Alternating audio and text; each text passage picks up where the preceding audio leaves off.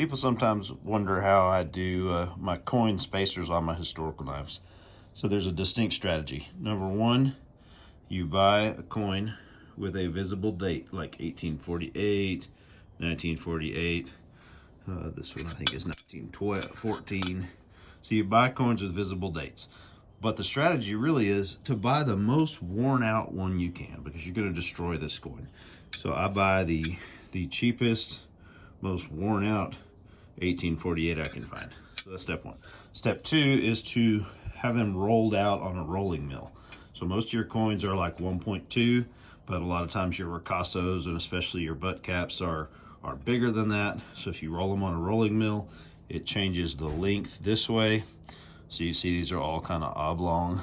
So worn out coins and a rolling mill is step one. All right, so after you get the guard fit tight, then you cut a slot in the coin and fit it the same way so that there's no gaps there. It's not pushed down, you can see a gap. But anyway, fit the coin spacer. All right, so now I got the handle block fit and the second coin put on there. I will be building a actual pommel nut. But anyway, so there it is all together. Next, I'm gonna have to pin this back one. The front one I didn't have to pin because I had a tight fit on the tang.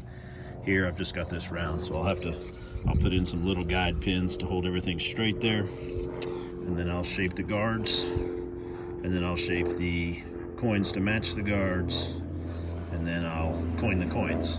So maybe I'll show some of that in a minute. All right, I started with a block and a knife this morning, a couple of pieces of bar stock, and I got all the fittings finished up. So I did a curved double lug guard and a curved rear guard.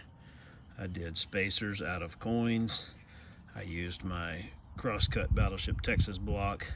I turned a nut out of Battleship steel that obviously I haven't cut off yet. And here they are, all polished up, ready to go. So they are shaped to shape. I did coining. This time I just did it on the sides instead all the way around. I don't know, we'll see. Did coining, polished them back out on the buffer. You'll see the back one has the pinholes. The front one, I modified just a little, like I punched to get the fit tight so that I didn't have to worry about holes on it. Anyway, there they are just prior to glue up.